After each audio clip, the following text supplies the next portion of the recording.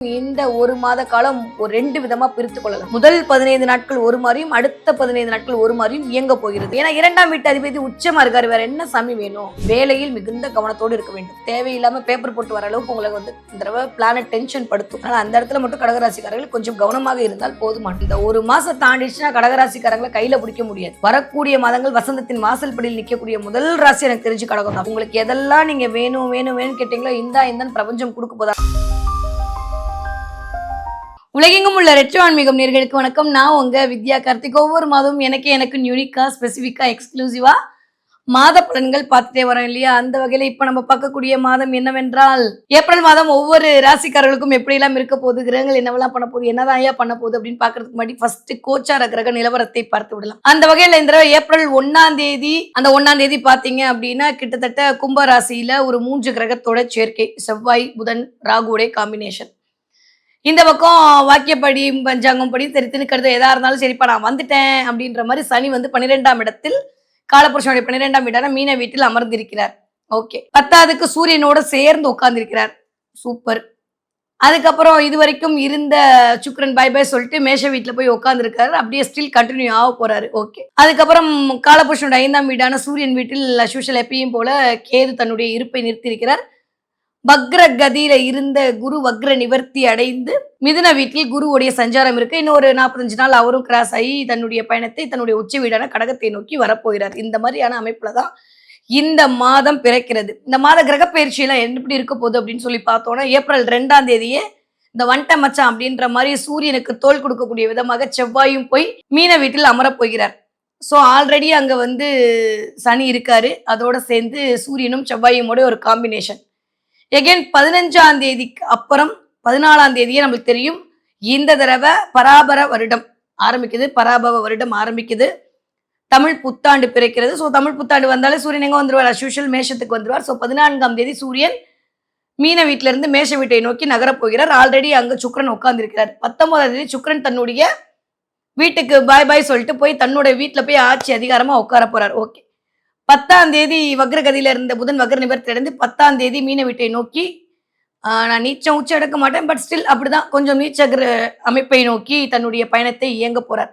So முதல் ஒரு 13-14 நாட்களுக்கு 4 கிரகங்களுடைய சேர்க்கை மீன வீட்டுல இருக்க போகுது. கிளியர். இந்த தடவை எகெயின் இந்த செவ்வாய் ராகு காம்பினேஷன் ஓரளவுக்கு அப்படியே இருந்தாலுமே சனி சூரியன் செவ்வாய் காம்பினேஷனோட மீன வீட்டுல இருக்கிறது அப்படின்றது கண்டிப்பாக ஒரு பிரச்சனைகளை இன்னும் கொஞ்சம் அதிகப்படுத்தக்கூடிய அமைப்புல தான் அது மாறும். அதனால ஆரம்பிக்கும் போதே இந்த தடவை ஏப்ரல் ஒரு மாதம் எல்லாருமே சாமிக்கு விடுறது பெட்டர். நான் ஆல்ரெடி பிப்ரவரி மாசம் நான் சொன்னேன் இந்த மாசம் எல்லாரும் சாமிக்கு விட்டுருங்க, பிப்ரவரி மார்ச் எல்லாம் சாமிக்கு விட்டுருங்க. தொடர்ந்து இப்போ ஏப்ரல் வரைக்குமே அப்படிதான் இருக்கு நிலவரம். ஒன்றும் பெருசா சொல்லிக்கொள்ற மாதிரி இல்லை. பட் ஸ்டில் சில ராசிகளுக்கு அது பாசிட்டிவாகவும் சில ராசிகளுக்கு கொஞ்சம் கவனமாகவும் சில ராசிகளுக்கு ரொம்ப அலாட்டா இருக்க வேண்டிய டைம் பீரியடாகவும் இருக்கும். சரி வாங்க பார்க்கலாம் ஒவ்வொரு ராசிக்காரருக்கும் இந்த ஏப்ரல் மாதம் எப்படி எல்லாம் இருக்க போகுது, கிரகங்கள் என்னவெல்லாம் பண்ண போகுது, என்னதான் பண்ண போகுது பார்க்கலாம் வாங்க.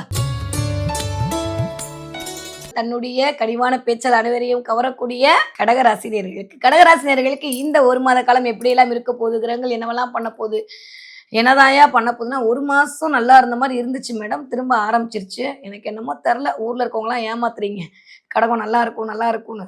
ஆனா எங்க நல்லா இருக்கு அப்படிதானே ஆரம்பிக்கிறீங்க. அந்த ஆரம்பிக்க மைண்ட் வாய்ஸோட தான் இந்த வீடியோ பார்க்க வந்திருக்கீங்க. என்ன பண்றது, கிரகம் அப்படி இருக்கு. நீங்க நல்லவங்க தான், பிரச்சனை கிரகம் தான். ஓகே. பட் ஸ்டில் ஒரு விஷயம் என்ன அப்படின்னா கடகராசிக்காரர்களை பொறுத்த வரைக்கும் டக்கு நேரம் பாயிண்ட்டுக்கு வந்துருவோமா, ரொம்பலாம் இழுக்காம இந்த நான் முடிவு பண்ணிட்டேன் ஒரு 10 நிமிஷத்துல எல்லாத்தையும் முடிச்சிடணும், டக்குன்னு முடிச்சிடணும். ஒரே வார்த்தையில் சொல்லிட்டா சோதனையை சாதனையாக மாற்றக்கூடிய நேரம். என்னது மறுபடியும் முதல்ல இருந்தா கடகராசிக்காரர்களுக்கு இந்த ஒரு மாத காலம் அப்படித்தான் இருக்க போகுது. ஏன்னா ஆரம்பிக்கும் போதே பாக்கியத்தை தர யோகாதிபதினு சொல்லக்கூடிய குருவும் யோகாதிபதினு சொல்லக்கூடிய செவ்வாயும் 8-12 மறைஞ்சிருக்காங்க. இது ஒரு நாள் தானே. அதுக்கப்புறம் செவ்வாய் அப்படியே 2ஆம் தேதி பாய் அப்படி சொல்லிட்டு என்ன பண்ணுவாரு, புதனை விட்டு போயிட்டு சனியோட கிரக யுத்தம் நடத்த ரெடியா இருப்பார். இந்த கிரக யுத்தத்துல யார் ஜெயிக்க போறா அப்படின்னு பார்த்தா சூரியன் தான் ஜெயிக்க போறாரு. அதுல எதுவும் பிரச்சனை இல்லை, சாமி நீங்க தான் ஜெயிக்க போறீங்க. அதனால அதுல எல்லாம் பிரச்சனை இல்லை. கடகராசிக்காரர்களை பொறுத்த வரைக்கும் இந்த ஒரு மாத காலம் ஒரு 2 விதமா பிரித்து கொள்ளலாம். முதல் 15 நாட்கள் ஒரு மாதிரியும் அடுத்த 15 நாட்கள் ஒரு மாதிரியும் இயங்க போகிறது. கிளியர். ஸோ முதல் 15 நாட்கள் எதெல்லாம் நோன்னு சொல்ற அதை மண்டையில் நல்லா எழுதி வச்சுக்கோங்க. அடுத்த 15 நாட்கள் நீங்க நோவே சொல்ல வேணாம், அது ஆட்டோமேட்டிக்கா ஜெட் வேகத்துல பறக்கும். ஏன்னா 2ஆம் வீட்டு அதிபதி உச்சமா இருக்காரு. வேற என்ன சாமி வேணும்? அப்படி ஒரு தோரணை, அப்படி ஒரு பேச்சுல ஒரு ஒரு ஒரு அமைப்பு, ஒரு மெஜஸ்டிக்கா இருக்கிறது, ஒரு தலைமைத்துவமா இருக்கிறது, ஒரு அதிகாரமா இருக்கிறது, ஒரு கௌரவமா இருக்கிறது, எல்லாம் 15ஆம் தேதிக்கு மேல வந்துரும்.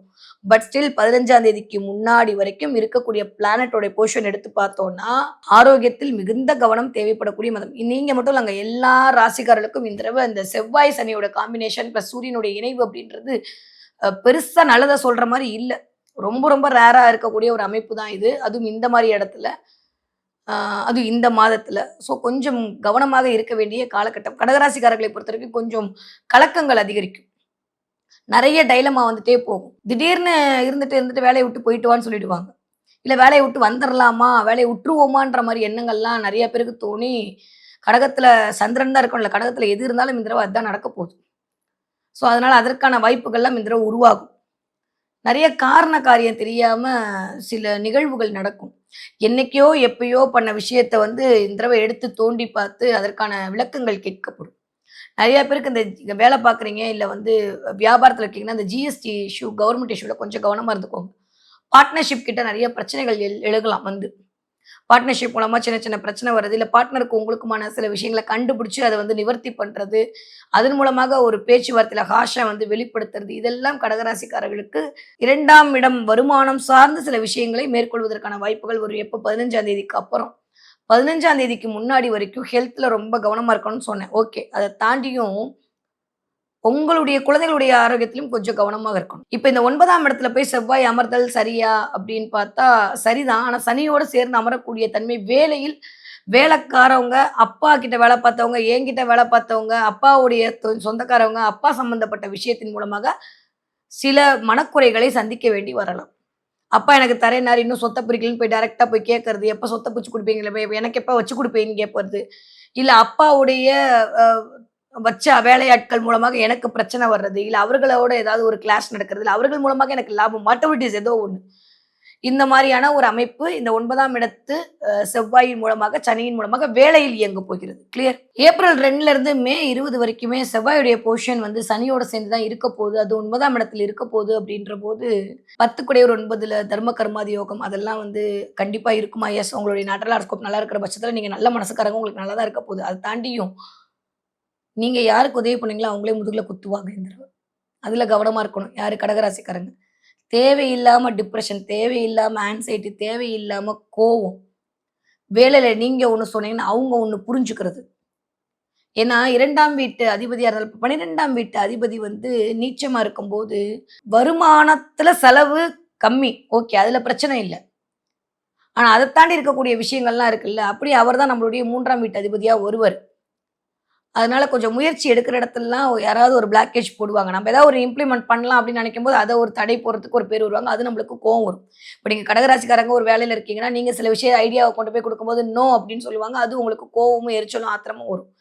இல்ல நல்லா தான் இருக்கும். ஆனா அவங்க நோ சொல்லுவாங்க. நெறைய வேலை பார்க்குற இடத்துல கொஞ்சம் மௌனமாக இருக்க வேண்டிய காலகட்டம். எப்போ? ஏப்ரல் மாசம் 14ஆம் தேதி வரைக்கும் வேலையில் மிகுந்த கவனத்தோடு இருக்க வேண்டும். தேவையில்லாம பேப்பர் போட்டு வர அளவுக்கு உங்கள வந்து இந்த தடவ பிளானட் டென்ஷன் படுத்தும். அதனால அந்த இடத்துல மட்டும் கடகராசிக்காரர்கள் கொஞ்சம் கவனமாக இருந்தால் போதுமானது. நீங்க சுயதொழில் பண்ணக்கூடிய ஆட்களாக இருந்தீர்கள்னா, யாரெல்லாம் பார்ட்னர்ஷிப்ல இருக்கீங்களோ அவங்கள்ட்ட கவனமா இருக்கணும். உடல் சோர்வு, உடல் அசதி, ஒரு மாரி டயர்டா இருக்கிறது, ஆங்சைட்டிங்க பயங்கரமா டென்ஷனா இருந்தது. சனி, செவ்வாய் சேர்க்கை டென்ஷன இண்டிகேட் பண்ணும். ஏன்னா 2மே கிரக யுத்தம் நடத்தும். நீயா நானான்னு இந்த இடத்துல நடத்தும்போது, அது நம்மளுடைய 9ஆம் இடமா வேற வருது. தொடை சம்மந்தப்பட்ட இடத்துல கொஞ்சம் கவனமா இருக்கணும். திடீர்னு தொடையில அடி வாங்குறது, தொடை வந்து இடிச்சிட்டு எங்கேயாவது இடிச்சுக்கிறது தொடையில, முட்டியில இடிச்சுக்கிறது. இதெல்லாம் இந்த தடவ கொஞ்சம் நடக்கும். அதுல கொஞ்சம் கவனமாக இருக்கணும். ஓகே. அதே மாரி 15ஆம் தேதிக்கு அப்புறம் கொஞ்சம் அப்பாவுடைய உடல்நிலை, அப்பாவிடம் வாக்குவாதம் பண்றதுல கொஞ்சம் கவனமா இருக்கணும். இந்த மாதம் முழுக்க முழுக்க அடுத்த இந்த 1 மாசம் தாண்டிடுச்சுன்னா கடகராசிக்காரங்கள கையில புடிக்க முடியாது. வரக்கூடிய மாதங்கள் வசந்தத்தின் வாசல் படியில் நிக்கக்கூடிய முதல் ராசி எனக்கு தெரிஞ்சு கடகம் தான். ஃபென்டாஸ்டிக்கான டைம் பீரியட். குரு வேற உச்சமாகி உங்ககிட்ட தான் உட்கார போறாரு. இதுவரைக்கும் இல்லாத அளவுக்கு உங்களுக்கு எதெல்லாம் நீங்க வேணும், வேணும், வேணும்னு கேட்டீங்களோ, இந்தா இந்தான்னு பிரபஞ்சம் குடுக்க போது. ஆனா இந்த 1 மாதம் இதெல்லாம் எப்பயுமே நான் ஆரம்பிக்கும்போது சொன்னேன். சோதனையே சாதனையாக மாற்றக்கூடிய நேரம். இத மட்டும் நீங்க பண்ணிட்டீங்கன்னா, இந்த 2 1/2 வருஷம் நீங்க பட்டீங்கல்ல, அந்த லாஸ்ட் எட்ஜ் இந்த இடத்துல நீங்க தவற விட்டீங்கன்னா ரொம்ப கஷ்டம்.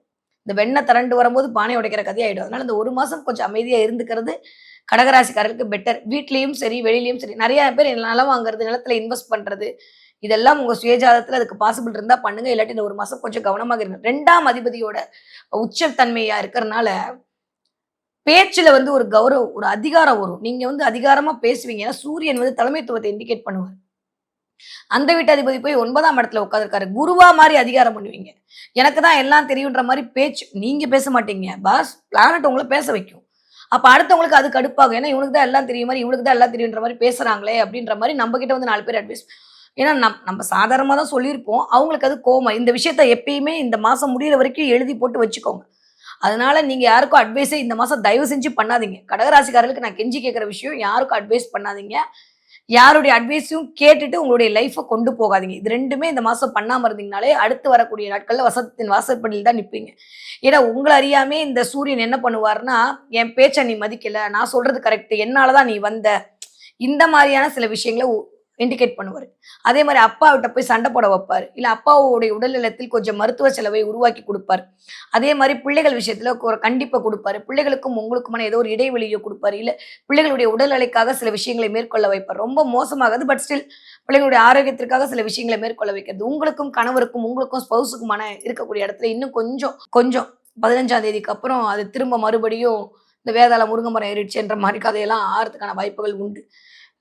ஏன்னா உள்ளுக்குள்ளேயே சுயம் வந்து நெருப்பா இயங்குதுன்ற போது, பேச்சு 2ஆம் இடத்து அதிபதி உச்சமா இருக்கும்போது, எல்லாம் தெரியுன்ற பேச்சு வரும்போது கொஞ்சம் கவனமா இருக்கணும் சாமி.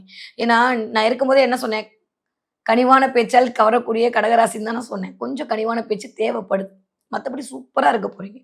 அவ்வளோதான் முடிஞ்சுச்சு. இதுவரைக்கும் உங்கள புடிச்ச எல்லா நெகட்டிவிட்டியும் போப்போது. அப்படியே பிரபஞ்சத்தோட ஷவர் மழையில குளிக்க போறீங்க கடகராசிக்காரங்க. இந்த 1 மாசம் மட்டும் கொஞ்சம் பொறுமையாக, நிதானமாக, கௌரவமாக செயல்பட்டு விட்டீர்களே ஆனால், ராகு வேற சரியில்லாத பொசிஷன்ல இருக்காரு. அதனால கொஞ்சம் தேவையில்லாம உட்கார்ந்த இடத்துல இருந்து சம்பாதிக்கணுன்ற எண்ணம் வரும்போதே கட் பண்ணி விட்டுருங்க. உங்களுக்கு ஸ்பௌஸுக்கு ஏதாவது ஒரு மிஸ் அண்டர்ஸ்டாண்டிங் இந்த 1 மாசம் இருக்கப்போது, அதுக்கப்புறம் சரியா போயிடும்ன்றனால ரொம்ப பெரிய வார்த்தைகளை விடாதீர்கள். தேவையில்லாத சின்ன சின்ன விஷயத்துக்கு கோவப்படாதீங்க. அடுத்தவங்களுக்கு நீங்க இப்படிதான் பண்ணணும்னு கட்டாயப்படுத்தாதீங்க. இதெல்லாம் பண்ணாம இருந்தாலே கடகராசிக்காரர்களுக்கு இந்த மாதம் மிகச்சரியான ராஜயோகம் இனிதே மலர காத்திருக்கிறது. ஆரோக்கியத்துல இந்த ஷோல்டர்ல பெயின், நடு முதுகு உட்கார்ந்திருக்கும்போது முதுகு மட்டும் வலிக்கிறது. அதே மாரி கால் இழுக்கிறது. இது 3மே நடக்கும். இது 3 மட்டும் கவனமா பார்த்துக்கிட்டீங்கன்னா போதும். மத்தபடி கடகராசிக்காரர்களுக்கு நினைத்ததெல்லாம் நடக்கக்கூடிய காலகட்டமாகத்தான் இருக்கிறது. ஓகே. ஸோ படிக்கிற கடகராசிக்கார பிள்ளைங்க எப்படி படிப்பீங்க? சூப்பரா படிப்பீங்க. 2ஆம் வீட்டு அதிபதி உச்சமாகும்போது 15ஆம் தேதிக்கு மேல கடகராசிக்காரர்கள் சான்ஸே இல்ல. 2ஆம் வீடு தான் 12ஆம் வகுப்பு வரைக்கும் இருக்கக்கூடிய படிப்பு. பிள்ளைங்க இந்த தடவ தாறுமாறா எக்ஸாம்ல எழுதுவாங்க. நல்லா நடக்கும்.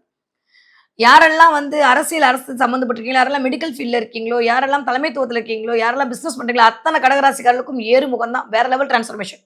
ஸோ 20 வயதிலிருந்து 40 வயது இருக்கக்கூடிய கடகராசிக்காரர்களுக்கு வீட்ல மட்டும் கொஞ்சம் விட்டு குடுத்து போக வேண்டிய காலகட்டம். வேலை பளு அதிகரிக்கும். எக்ஸ்ட்ரா ஒர்க் பண்ணணும். வேலை பார்க்குற இடத்துல கொஞ்சம் பொறுமையா இருக்கணும். நிதானமா இருக்கணும். தயவு செஞ்சு அமைதியா இருக்கணும்.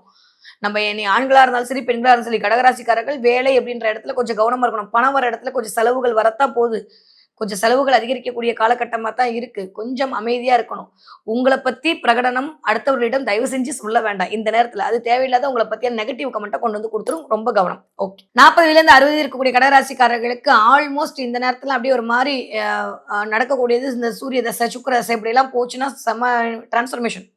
ஸோ டோன்ட் வொரி நல்லா இருக்க போகுது. நெகட்டிவாலாம் இருக்க செவ்வாய் சில இன்னும் சூப்பரா இருக்க போகுது. வேகம் அதிகரிக்கும், ஸ்பீடு கவர்மெண்ட்டுக்கு கட்டாம இருந்த விஷயங்கள் கட்டுற மாரியா இருக்கும். நோட்டீஸ் வரும். போன மாசமே வர ஆரம்பிச்சுரும். வீட்டுக்கு வந்து வக்கீல்ட்ட இருந்து நோட்டீஸ் வருது, கவர்மெண்ட்ல இருந்து நோட்டீஸ் வருது. ஏதோ ஒரு விஷயம் பேலன்ஸா இருக்கிறது, பழைய விஷயத்த தோண்டி எடுக்கிறது இதெல்லாம் இந்த வயது ஒத்தவர்களுக்கு நடக்கும். பார்ட்னர்ஷிப்ல ரொம்ப கவனமா இருக்கணும். இதுவரைக்கும் இருந்த கோர்ட் கேஸ் எல்லாம் டக்கு டக்குன்னு முடியறதுக்கான வாய்ப்பு எல்லாம் இருக்கு. ஸோ அதுல ஒண்ணும் பிரச்சனை இல்ல. எல்லாமே முடிய போகுதுப்பா. இது அவ்வளவுதான் முடிஞ்சுச்சு. தம்மா துண்டு வந்தாச்சு வந்தாச்சு. 98% வந்தாச்சு. இந்த 2% இந்த 1 மாசம் முடிஞ்சுச்சுன்னா 100 விழுக்காடு மொத்தமா தூக்கி போட்டு அடுத்து வரக்கூடிய மாதங்கள் எல்லாம் புதுமையான வாழ்க்கை, புதுமையான மனிதர்கள், புதுமையான யோகம் அப்படின்ற மாரி கடகராசிக்காரர்கள் அப்படியே ரொம்ப கலர்ஃபுல்லா, கெத்தா காலர தூக்கி விட்டு நடக்க போறீங்க. இந்த மாதம் கொஞ்சம் கவனமாக இருக்கணும். ஓகே. இந்த தடவ நீங்க என்ன தெய்வத்தை வழிபாடு செய்ய வேண்டும் என்றால், காலபைரவர் வழிபாடு ஒரு மிகச்சரியான ராஜயோகத்த குடுக்கும். தயவு செஞ்சு காலபைரவர உங்க வீட்டு பக்கத்துல இருந்தா தினம் போய் பார்த்துட்டு வந்தீங்கன்னா ரொம்ப சந்தோஷம். இல்லாட்டி தேய்பிறை அஷ்டமி எனக்கு தெரிஞ்சு இப்போ வரும்போதே ஒரு 6, 7 தேதியில வந்துரும்னு நினைக்கிறேன். ஆரம்பிக்கும்போது அப்படிதானே இருக்கு. ஒரு 7, 8 தேதியில தேய்பிறை அஷ்டமி வரும். அப்போ உட்கார்ந்து நமஸ்காரம் பண்ணிக்கிறது மிகச்சரியான 1ஆம் தேதியே வந்து பௌர்ணமி வருதுன்னா, ஒரு 7 தேதி, 8 தேதிக்கு அஷ்டமி வந்துரும். ஸோ 8ஆம் தேதி 7ஆம் தேதி, 8ஆம் தேதி போயிட்டு கால பைரவரை போய் வழிபாடு செய்துவிட்டு வரக்கூடிய கடகராசிக்காரர்களுக்கு கலக்கங்களும் கவலைகளும் தீரக்கூடிய அமைப்பை அந்த பைரவர் கண்டிப்பாக வழங்குவார். ஓகே. கடகராசிக்காரர்கள் இந்த தடவை என்ன பார்ப்பீங்க அப்படின்னா, நிறைய மயில் பார்ப்பீங்க. அது மட்டும் இல்லாம கடகராசிக்காரர்கள் இந்த தடவை நிறைய மான் பார்ப்பீங்க. இது 2மே வாய்ப்புகள் உண்டு. நிறைய மயிலும் பார்ப்பீங்க, மானும் பார்ப்பீங்க. ஸோ கடகராசிக்காரர்களை பொறுத்தவரைக்கும் இந்த தடவை 666 நம்பர் இயங்க போகிறது. அது இயங்குச்சுன்னா எனக்கு சொல்லுங்க மறக்காம. நீங்க பார்க்குற இடத்துல, நீங்க இது பண்ற இடத்துல 66 இல்ல வெறும் 66 இல்ல வெறும் 36 இல்ல 46 ஏதோ ஒரு 6ஓட கனெக்ட் ஆக போகுது. உறவுகளில் கவனம் என்று சொல்லக்கூடிய நேரம் இந்த நேரம்.